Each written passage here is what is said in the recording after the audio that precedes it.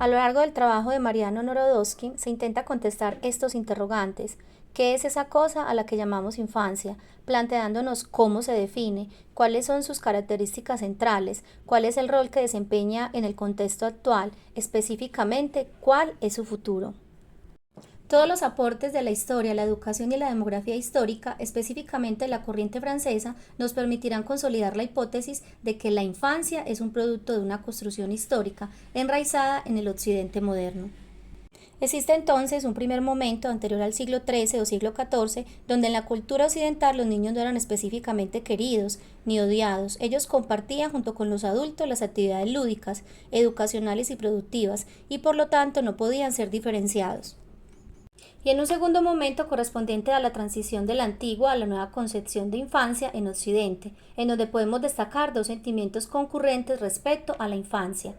Uno de ellos era el mignotaje, que reconoce la especificidad del niño en nuevas actitudes femeninas, como la de las madres y las enfermeras, la dependencia personal del niño y del adulto y la necesidad de protección por parte de éste. Por lo tanto, empieza a mirarse como un ser moralmente heterónomo y surge el sentimiento moderno de amor maternal.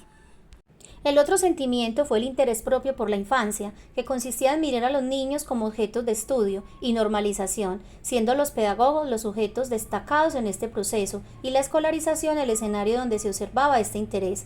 Pediatras y psicólogos infantiles aparecen para contribuir al examen de lo infantil. Varios discursos comienzan a dar forma a lo infantil. En 1550 se publicó el libro First Presbyterian Book of Discipline, en el que se clamaba por un sistema nacional de educación.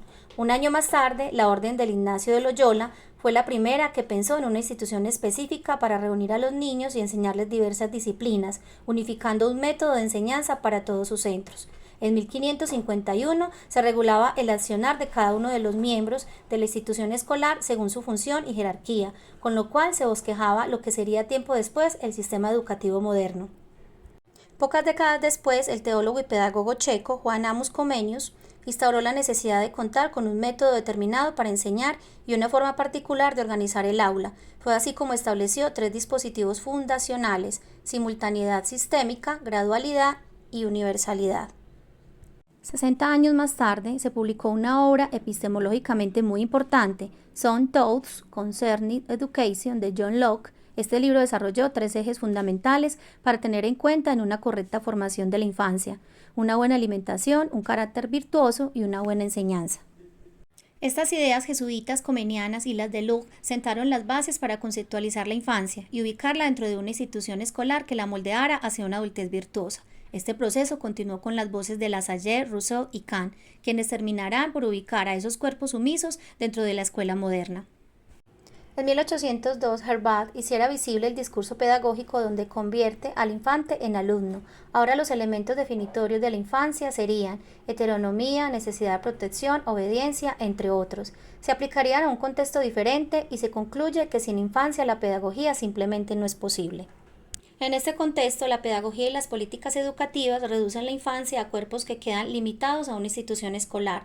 El ser alumno en la institución escolar moderna es básicamente ocupar un lugar heterónomo de no saber, contrapuesto a la figura del docente, un adulto autónomo que sabe. Por lo tanto, la escolarización consiste en un proceso de infantilización que opera solamente sobre niños y sobre todo aquel que ocupe el lugar de alumno. Independientemente de la edad o del nivel educativo al cual asista, deberá resignar su autonomía en cuanto a su saber y posesionarse en forma dependiente y heterónoma frente a un docente que habrá de decidir qué enseña, cómo enseña y para qué lo enseña. La institución escolar moderna venía a salvar a la infancia. A ella asistía un alumno cuyo cuerpo debía ser disciplinado, educado y formado. Este le debía obediencia a su maestro, pues era un ser indefenso, ignorante, carente de razón, y el docente era el encargado de guiar al alumno a una situación de autonomía, en la que la obediencia ya no fuera necesaria.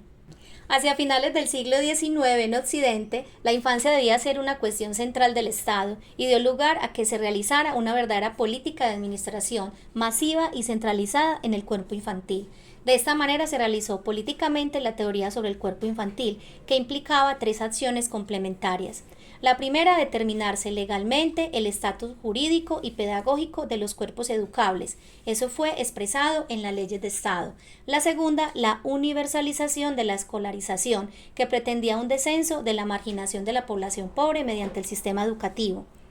Se expresaba en la constante distribución y redistribución de estos en las instituciones escolares de acuerdo a estos criterios. La inteligencia innata de los niños y su capacidad natural para aprender. Por un lado los aptos y por otro los inútiles, términos utilizados por Comenius.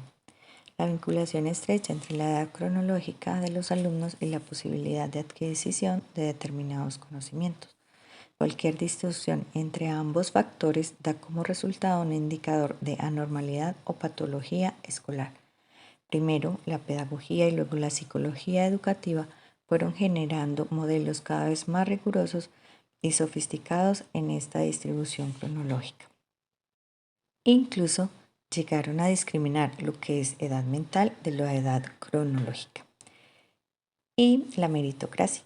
Aquí el papel central los tienen las políticas educativas que estaban orientadas a premiar o castigar los cuerpos infantiles de acuerdo a su desempeño individual. Se trata de determinar si el niño, en cuanto alumno, alcanza las metas propuestas por la política del saber y si es adaptable a la escuela. A fines del siglo XX, los estados comenzaron a desarrollar políticas que administraban los cuerpos, creando condiciones institucionales y legales como la identificación y discriminación del alumno niño y alumno adolescente, la localización de cierto tipo de alumnos en la educación diferencial o especial,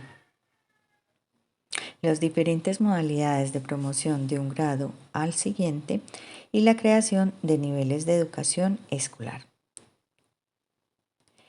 En los procesos en que se excluía a la infancia del proceso de escolarización, el alumno dejaba de ser considerado como un niño y pasaba a ser un menor. La institución ya no es la encargada de albergarlo. Ahora la encargada de este fin será una institución especial de reeducación. Sus desvíos ya no serán disciplina escolar o indisciplina escolar, sino delincuencia infantil y juvenil. El saber pedagógico que determinaba lo positivo y lo negativo, lo beneficioso o lo perjudicial, lo normal y lo patológico dentro del sistema escolar. Pero lo normal y lo patológico en las escuelas son conceptos relativos a las historias o a las culturas. No vamos muy lejos. Antes no era recomendable que los niños y niñas estuvieran juntos y se discutía si alentaba la perversión y la inmoralidad. Actualmente es importante para una formación equilibrada de la personalidad del alumno. Ahora la pregunta es, ¿cuál es el futuro de la infancia? Desde hace décadas, la literatura internacional viene sosteniendo que la tradicional definición de infancia está siendo cuestionada. Postman, Birkman demuestran que la concepción de infancia, tal como la conocemos, ha llegado a su fin. Mariano Nadorovsky sostiene que existe una crisis en la conceptualización moderna de infancia. No determina su clausura, sino que la lleva a dos polos. Primero, la infancia hiperrealizada. Niños conectados 24 horas al día a diversos dispositivos al que tienen acceso. Smartphones, tablets, Smart TV, consolas de videojuegos, que son maestros de sus padres y de sus maestros, que parecerían no necesitar más la protección de un adulto que le generen una necesidad. Infancia que, sin ser adultos, han llegado a conocimientos que nos costó años o décadas de adquisición, o que pueden tener lo que otros no pueden, aún siendo adultos. Por otro lado, está la infancia desrealizada, y es aquella que vive en la calle, que desde edad muy temprana trabaja, que se sustenta, que no necesita el resguardo del adulto para subsistir, que tienen cierta autonomía económica y cultural, y que permiten realizarse, o mejor dicho, desrealizarse.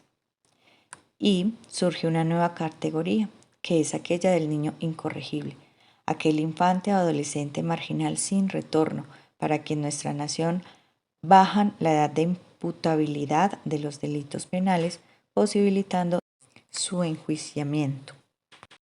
Frente a ellos se encuentran adultos desorientados, que no saben dónde están, desesperados por retornar a aquella época en la que ellos eran el centro. Ahora tendemos a ser como ellos, como los niños.